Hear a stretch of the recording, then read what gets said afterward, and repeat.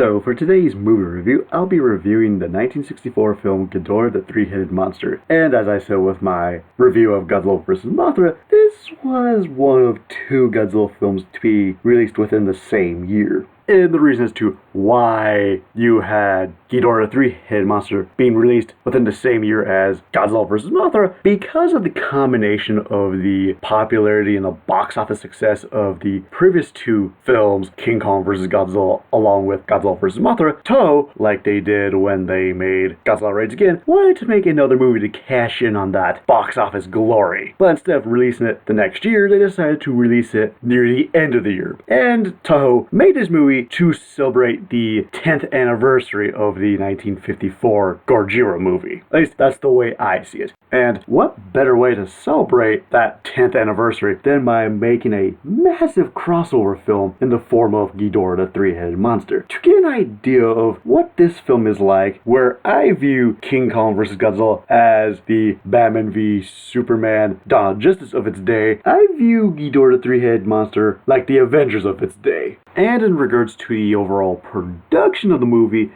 is directed by Ashiro Honda, who directed many of the other installments before this, with the exception of Godzilla Raids Again. And this is also the third movie he directed within 1964, with the other two films being Godzilla vs. Mothra, along with the non-Godzilla movie Dogura. And the movie was produced by Tomoyuki Tanaka, who is a recurring producer of the Godzilla franchise. And in regards to the person who wrote the screenplay, at some point, screenwriter Takeshi Kimura, if I pronounced that name right at all, was considered to produce the script and wanted more of a serious and political heavy movie, but Toho decided to go with Shinichi Zikawa, if I'm pronouncing the name right at all, who was usually known for his lightweight, fun tone in regards to script writing. And this is where the Godzilla movies started to lose the serious tone of the first movie and become more kid-friendly, because at around this time period, a lot more kids were starting to watch the Godzilla films. So, with that out of the way, is Ghidorah the Three-Headed Monster a good way to celebrate the 10th anniversary of the original 1954 Godzilla film?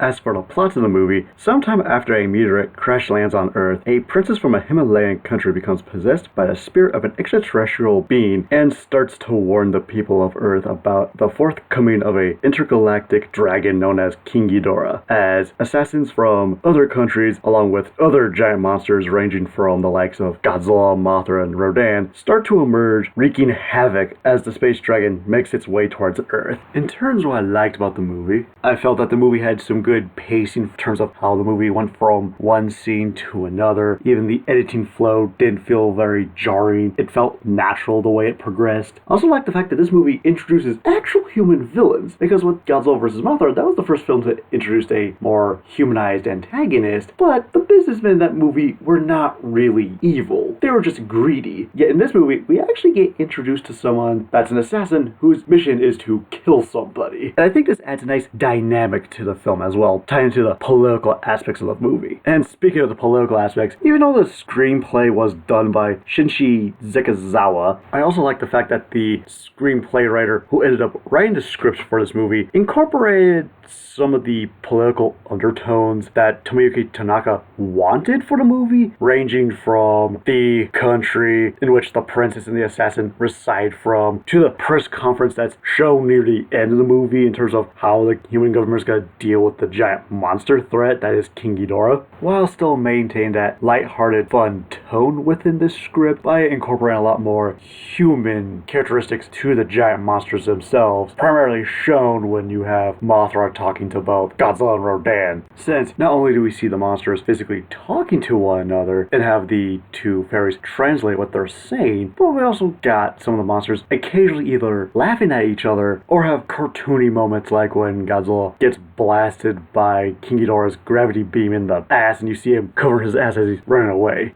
adding more humorous touches to it without being too cartoonish as some of the later installments of the Godzilla franchise. And speaking of the monsters, I also love the balance there is to the monster roster featured within this movie. Because of the 4 monsters featured within Ghidorah the Three-Headed Monster, 3 of them have the ability to fly. But there's a catch with one of them. Because as the roster sits, you have Godzilla, who's primarily ground-based, and then you have King Ghidorah and Rodan, who have the natural ability to fly. But then you got Mothra, who does have the ability to fly in its adult form, but since we see Mothra in this movie as a giant caterpillar, she's more ground-based. And it would have been so easy for Toho to use the giant moth puppet within this film, but I think it was the best decision to use the larvae form of Mothra instead of the giant adult form, because it would just mean that there's just going to be one too many flying monsters featured within the movie. So I think by having Rodan and King Ghidorah be the only monsters to fly within the movie, with Godzilla and Mothra being the only ground-based monsters within the movie, I think was a smart decision on Toho's behalf.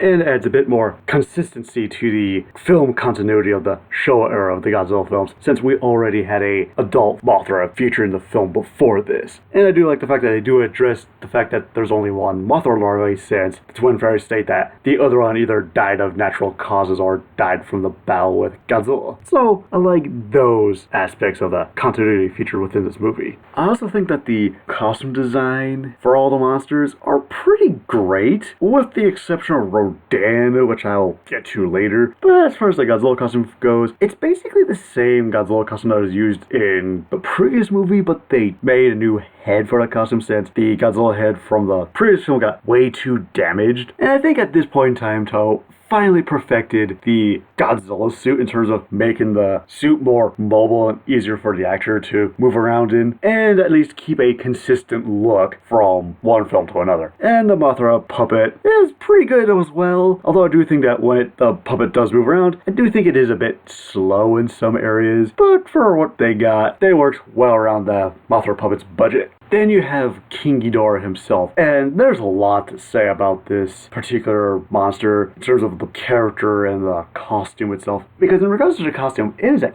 technical feat seen within this movie, because with something like the costumes that were used to depict Godzilla and Rodan, those were definitely man-suit creations that either required maybe 2 to 3 people to operate, whereas it took maybe a few people to operate the Mothra puppet as well. But with King Ghidorah, on the other hand, not only is this thing physically bigger than all the other monsters, but it also required a lot more people to operate. Like, we have one person inside the costume, a couple puppeteers operating the heads, a few people operating the tails, the wings. There's probably like 7 to 8 people operating King Ghidorah altogether, and that's a huge technical feat in of itself. And we've never seen that kind of production, that big of a scale, when it comes to bring forth one of these giant monsters onto the big screen. I also like the fact that this is the 5th movie that introduces a brand new monster for Godzilla to fight against, because the last time we saw Godzilla fight against a new monster that was made specifically for that movie was Godzilla Raids Again with Godzilla battling Anguirus, and since then we haven't really seen Godzilla battling a new monster, because between King Kong versus Godzilla and Godzilla vs. Mothra, Godzilla was shown fight against pre-existing monsters. Now sure, there were some new monsters in between, like the giant octopus and the skeleturtle, but these were just minor monsters that never fought Godzilla. King Ghidorah, on the other hand, is really the first brand new monster we've seen in a long time, and what an impression he leaves behind, because when you sit down and think about between Anguirus and King Ghidorah, who left the bigger impression? Because on one hand, most people remember Anguirus being the first giant monster to fight against Godzilla, and that's really about it, because you don't really remember the exact personality of Anguirus until some of the later installments. But that's a story for another time. But in regards to King Ghidorah, even though he technically doesn't appear till the last third of the movie, he's got good build-up, and we do get a sense of what this monster is like through the dialogue that the Martian-possessed princess telling these really ominous stories about how destructive King Ghidorah is, to the point that you could almost say that King Ghidorah is the Godzilla equivalent to Galactus. And also seeing just the meteorite that Ghidorah resides in through most of the movie, show the meteorite slowly expanding and doing rather unusual things around that area until the reveal of King Ghidorah. And one awesome spectacle to behold, especially during his rampage sequences, because we do get a lot more interesting shots. Because on one hand, yes, most of the shots we see are typically just either wide shots of him attacking a city or just tilted angles, but then there's some shots that I never really saw before. up to this point. Like, there's this one point where King Ghidorah is in the background, but within the foreground, you see that particular arch, and in front of that, you see a group of people looking at King Ghidorah. That's actually a pretty cool shot, showing just how massive King Ghidorah is. So, in terms of what I dislike about this movie, no matter what version of the movie you watch, regardless if it's the Japanese sub or the American dub, the movie does have some inconsistencies in regards to its special effects. The first example of these inconsistencies has to do with the eye coloration of the Mothra larvae, because in this movie, anytime you see Mothra, it has red eyes. And why I find this to be weird or inconsistent has to do with the previous installment, since the Mothra larvae in that movie had blue eyes. So why the Mothra larvae in this movie has red eyes instead of blue eyes does bug me a bit.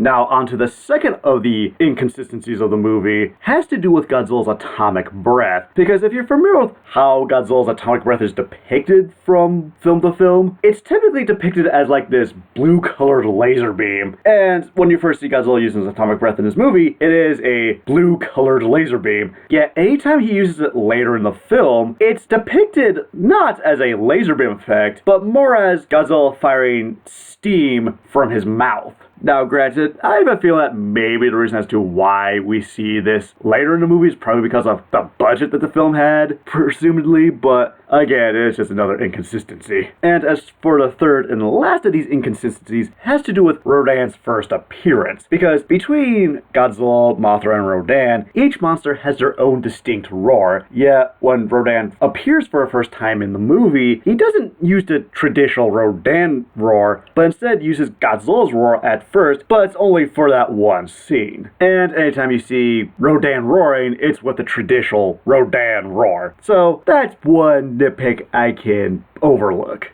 As for the next set of problems, have to do with more of the technical side of the movie. And the first thing that I have a problem with is the movie uses some stock footage from Godzilla vs. Mothra, that being the primary shots of Infant Island in all its glory. Granted, it's only used briefly, so again, that's a nitpick in that regard.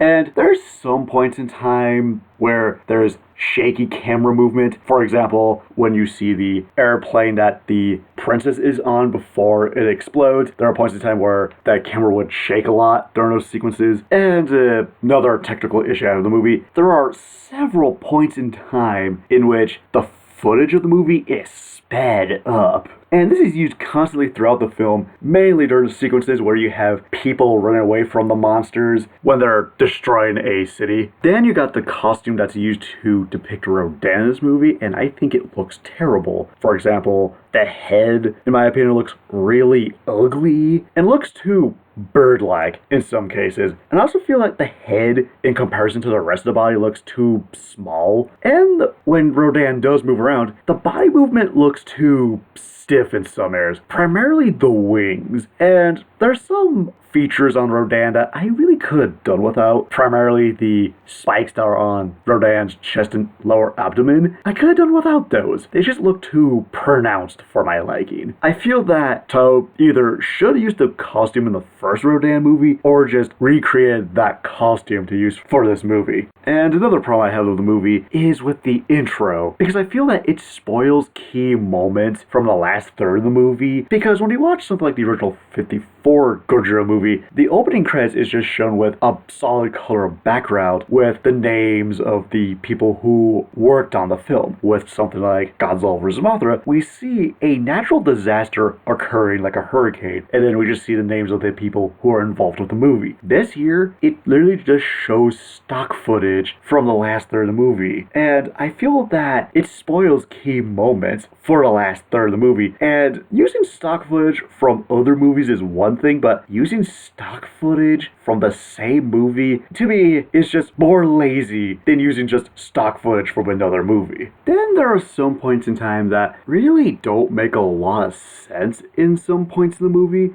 the first example that I could think of is the exposition that's given to how the princess survived the airplane incident. Because the way the scene plays out, the princess gets possessed by this alien and she essentially jumps out the airplane. Then moments later, the airplane explodes. Now you have to keep in mind, the airplane is high up in the air and she's falling towards the earth. So one could presume that she would eventually hit the ground and die on impact. But we really don't see what happens after that. But then a few minutes later, we see that the princess is alive and well while under the control of the alien presence, warning people about the forthcoming of King Ghidorah. And we don't exactly see how she exactly survives the airplane incident. Even the main character, who's a detective, is like, I think I know a guy who might know how she survived. Then all of a sudden the movie cuts to this random dude who gives the exposition in terms of how the princess survived, and according to the exposition, apparently as she fell through the sky, a wormhole opened up or something like that, and she fell through said wormhole and then ended up at another wormhole that was closer towards the water, giving her a safe landing. Granted, that exposition doesn't really make a whole lot of sense, but for a mid-60s Godzilla film, I'll take it. Then again, I'm not really expecting too much logic in my rubber-suited monster movies. And what makes this exposition dump more ridiculous is the way it's presented to the viewer. Because within the context of the movie, we have the main character, who is a police detective, as I said earlier, and he's talking to his boss, and he's just like, you know what, I think I know a guy. And instead of cutting to the main character talking to the scientist who's given a theory as to how the princess survived, instead, it cuts to the dude giving exposition, but instead of talking to the main character, he's talking to the audience. So in this weird way, the movie stops being a movie for like a couple seconds. It becomes like this really whacked out educational film. Like, I would have been okay with the exposition dump if you had the main character there listening to the guy's explanation, but having the guy explain it to the audience without the characters there just makes the scene that much more ridiculous to me. And another, not so much plot hole, but more a plot point that I want to bring up, again, is Godzilla's atomic breath. Not in terms of the way it's depicted in the movie, but when he uses it. Because when he's seen fighting Rodan, he's shown using it plenty of times with his fight with Rodan. Yet when Godzilla, Rodan, and Mothra are battling King Ghidorah, he never uses an atomic breath on King Ghidorah at all throughout the entire fight. Then again, when Godzilla did use his atomic breath on Rodan, it didn't really harm Rodan, it more annoyed him if anything else. And speaking of the monster action, it takes a long time for the movie to get to the initial monster battles, because on one hand, there is plenty of monster action when the monsters aren't fighting each other, but a good chunk of the battles between Godzilla battling Rodan and having Godzilla, Rodan, and Mothra battling King Ghidorah all occurs within the last third of the movie. But we do have the monsters either chillaxing or going on a rampage throughout the cities, which is fine, because the human story comes first. And for a movie called Ghidorah, the three-headed monster, Ghidorah really doesn't appear that much within the movie. Because on one hand, the build-up to him is great, and when he does appear on screen, is very memorable. But again, much like the monster action, he doesn't really appear till like an hour in. The next time you see him is literally during like the last 15 minutes of the movie. And in regards to the American cut of the movie, there's definitely some scenes in the dub that are cut. Like, to give you an idea of how long each movie is, the regular Japanese cut is like 90 minutes, whereas the English dub is like 84 minutes, so they took quite a bit out. And they also changed the context behind certain scenes and bits of dialogue. For example, when the alien that's possessing the princess first introduces itself, the alien claims that it was from the planet Venus. But in the American version, the alien states that it's from Mars. So that's basically one difference right there. Also, from what I gathered, the reasons to why the English dub say that the alien was from Mars has to do with the fact that when an American distributing company has to dub a movie, they have to match the dialogue with the lip movement. And it just so happened that saying Mars actually fit the lip movement a lot better than something like Venus, or so I've heard. And continuing off the whole example using the princess possessed by an alien, in the Japanese version, when you first see the Martian warning a group of people about the fourth coming of King Ghidorah, basically everyone's making jokes about her and all that jazz. Then the lead female character comes in, asks a few questions, one of them more specifically saying, "Where do you come from?" And then that's when she points to the sky saying, "I'm from Venus." Yet in the American dub, when the lead female character comes, she comes in, but instead of asking a question, she goes, "I'm willing to listen to your story," then proceeds to point upwards and states that she's from Mars. I just found the change in dialogue in this scene to be particularly odd. Then you have some editing choices that don't make a lot of sense in some cases because it changes the particular context of a scene. For example, in the Japanese version, when Godzilla first appears, he rises from the ocean, attacks a nearby boat, makes way towards a nearby harbor, starts attacking a city, then spots Rodan flying above him, then proceeds to follow Rodan. But in the American version, Godzilla rises out of the water, hears and spots Rodan flying, attacks the boat, then proceeds to go to the land, and then just continues to follow Rodan. Because in the original Japanese cut, Godzilla just kind of rises out of the ocean for really no reason, and then just proceeds to attack Japan out of natural instinct. Yet in the American cut, him going to Japan actually makes a lot more sense, considering the fact that he spots Rodan, never really encountered Rodan before. At least that's the way I'm interpreting that scene altogether. And my last gripe with this particular sequence is the fact that in the American version, Godzilla attacks the boat. And I feel that within the context of the story, you could have taken that out. I think Godzilla rising out of the ocean because of Rodan, I think would have gelled a lot more with the American cut. As it is, it just feels redundant. And my last gripe with the American dub has to do with the song that the Mothra fairies sing. Because in the Japanese cut of the movie, the Mothra fairies sing this one particular song twice throughout the movie. Once near the beginning of the movie, and once again near the end of the film. And when they do sing it, it's in Japanese, and it's usually used to either communicate with Mothra or summon Mothra. Yet in the English dub, when they sing it the first time around, the song itself is still in Japanese. But then you hear this narration done by this woman off screen, and all she's doing is just translating the lyrics of what the Japanese song is. And I just found this to be really distracting. Like, could they just kept the song as it is and just had English subtitles at the bottom? Or could they just translate the song in English and then just sing an English version of that song? Oh, and by the way, this is the only time they sing the song in the film, because in the Japanese version, they sing the song twice. Yet in the English dub, they only sing it that one time. Yeah, like they cut the song the second time around. And that really bugs me because it's the song that they use to summon Mothra. And that's kind of a trademark to the character too.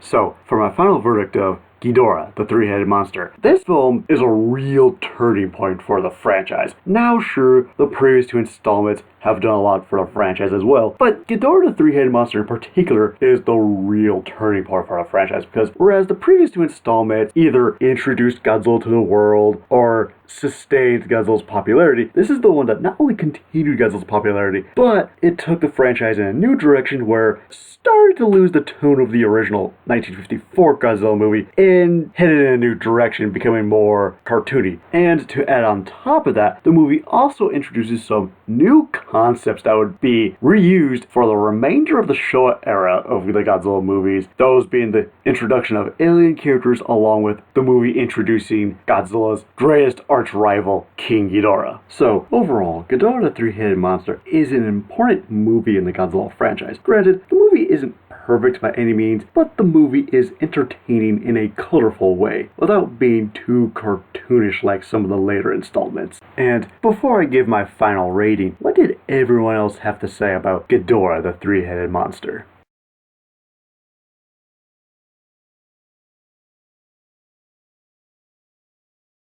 Looks like the movie generally got average to good reception. And so, for my final rating of Ghidorah the Three-Headed Monster, I give it a 3.5 out of 5. So, when it comes to watching the Godzilla movies, what type of Godzilla movie do you prefer to watch? Do you prefer to watch something that's dark and serious like the original 1954 movie? Or do you prefer to watch something that's colorful and entertaining like Ghidorah the Three-Headed Monster? And see you later.